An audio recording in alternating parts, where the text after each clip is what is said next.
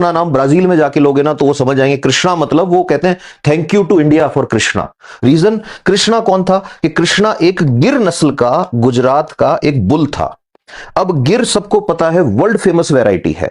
गिर का दूध जो है उसकी दो क्वालिटी सबसे गजब की होती है। एक वो A2 प्रोटीन वाला मिल्क होता है, कैसीन बड़ा इजीली डाइजेस्ट होता है। दूसरा, ये गाय जो है गिर, ये बड़ी इजीली गर्मी को सहन कर लेती है। अब ब्राजील वालों के साथ समस्या क्या हो रही थी, अमेरिका से यूरोप से वो लोग ले आए हॉलिस्टीन काऊ। अब वो जो बिना सींग की होती है, अजीब सी ऐसे चौकोर सी गाय होती है।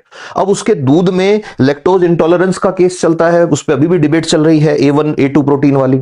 दूसरा, वो गर्मी सहन नहीं कर सकती। अब ब्राजील वालों को चाहिए दूध, तो भावनगर के राजा जो थे उन्होंने 1960 या 1970 के टाइम की बात है, कृष्णा नाम का एक बैल जो था, बैल तो नहीं कहूंगा मैं, बुल कहना चाहिए, ये भेजा इन्होंने वहां पे।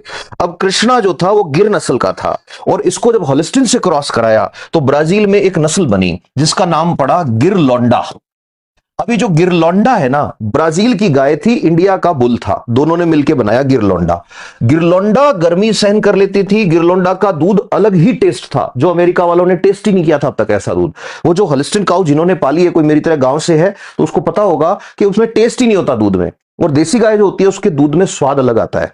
तो वो दूध में टेस्ट आ गया, गर्मी सहन करने लग गई, और हैरानी की बात, ब्राजील वालों का दिमाग हिल गया। गाय ब्याने के बाद, बच्चा होने के बाद 3 से 4 महीने तक एक टाइम का 60 से 65 लीटर दूध देती थी।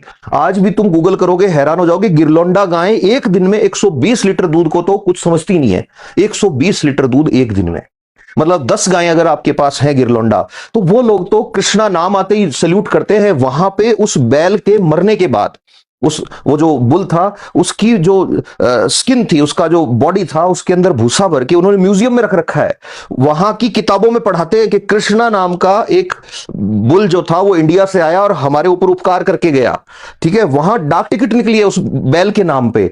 वहां की गवर्नमेंट ने सिक्के निकाले हैं, नोट जो होते हैं ना उनके ऊपर, सिक्कों के ऊपर फोटो है उसकी। ठीक है, बिकॉज उस कंट्री को एकदम से बम्प मिला। ब्राजील वालों का ऐसा कल्याण किया कि डेयरी इंडस्ट्री में टॉप पे चले गए। तो ये एक एग्जांपल है प्राचीन विधि का। अब हम चलते हैं एडवांस वाले सिस्टम पे।